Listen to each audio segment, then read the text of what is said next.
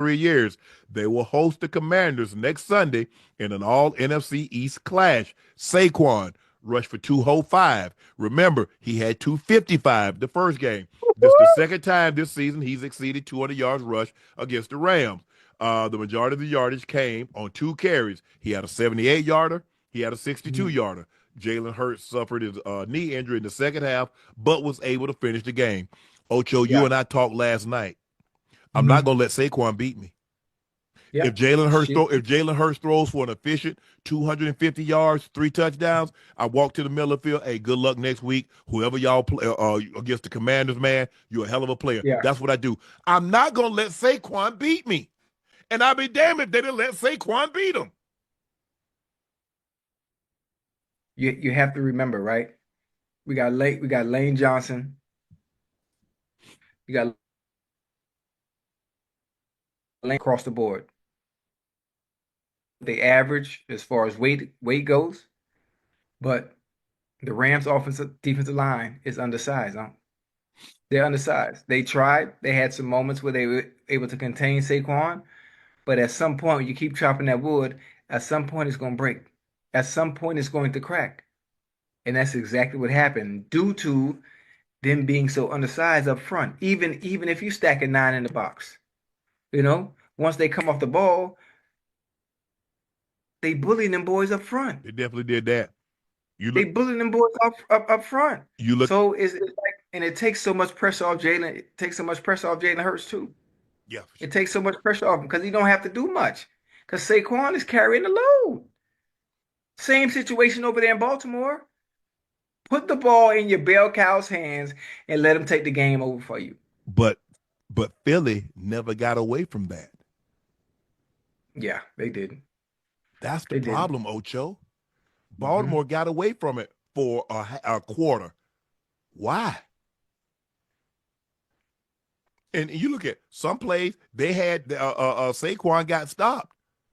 But you let him get that hole and he stepped to the side. Pieced him out. You know what's so funny? What's that? Is he take them small steps when he running and faster than every damn body and never get caught from behind. The thing is, he's quick. The thing is, he has great balance. If you look at the crossover, his step, like they give him the ball and he steps outside, and when he sees a crease, he gone. He hit it. He hit it. And he hit another gear. He stepped on it, man. The first one that he stepped on it, gone. The 78-yarder, Ocho, he's like out of there. And that was just Ocho. That wasn't a toss. That was just a handoff. Handoff, yeah. And then he crosses over, boom, and he exploded. A pair of fumbles on back-to-back drives set the Rams back significantly. Matthew Stafford had LA in the red zone. I thought LA was going to do it because Puka Nacua made a heck of a catch over Slay, over Darius Slay with a chance, and then on fourth down. But Ocho, I'm looking at there was some miscommunication with the center and the right guard because on back-to-back plays you turn Jalen Carter. I don't know. I'm not going away from him. Yeah, I'm not going away from him. The center looked right. And the guard slid to the right, and then he went to the left, and then tried to come back. And by the time he came back, he was sacking Stafford. I'm like, bro, why would you do? What you doing? Listen, hey, y'all handle that over there. I got to worry about this one. Yeah, this is the one I got to worry. He's the one, and he did it again on fourth down. I'm trying to figure out. I'm like, bro, I'm not. Listen, on the defense, Ocho, if you got Reggie White, if you got Bruce, you got LT. I respect everybody on the offensive line, defensive line, because you're in the league. But I'm not. Hey, it's like AD. Why would you slide? Why would you double someone else other than Aaron Donald? Why would you double someone else other than J.J. Watt? Why? That's Jalen Carter.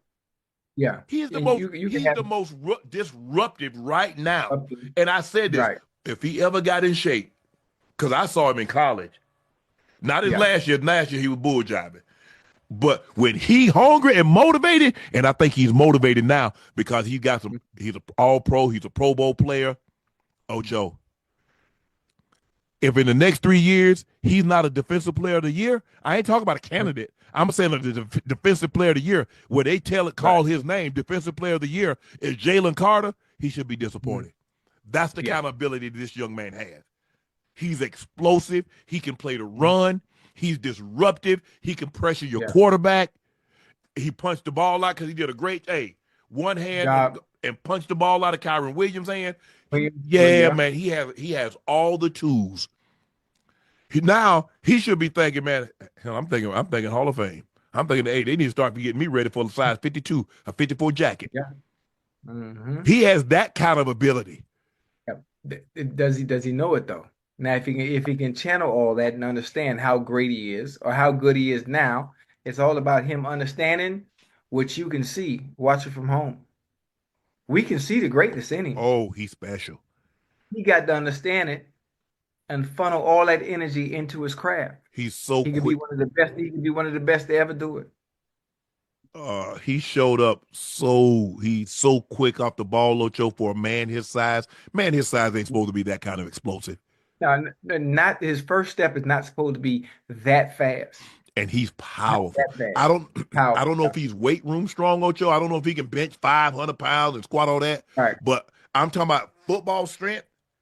To take a man, I said that's the way you could tell somebody. Can you move a man against his will? Against his will, yeah. I knew you were gonna say that. Can you move him against his will? When he said, "Man, I ain't going nowhere." The hell you say? You finna get off this plot of land?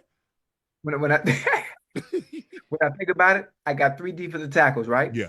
Three defensive tackles that were not only weight room strong, but on the field it showed up as well.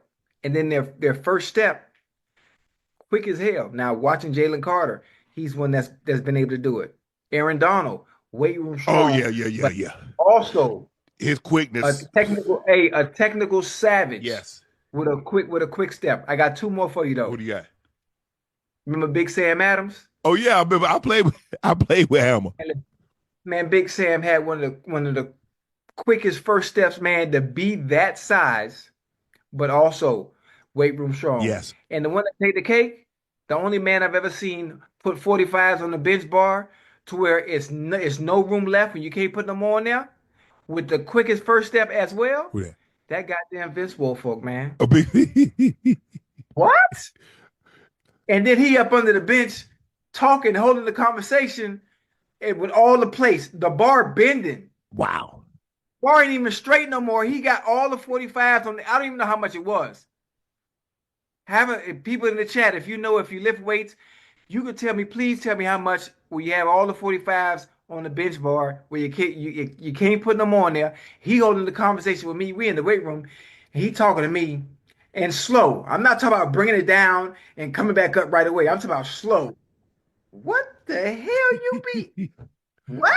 Man, I love watching him, obviously watching Jalen Carter. Like I said, I was disappointed in him because I thought he bull-jived his last year. He knows he's going to be a top pick. The Eagles got a bar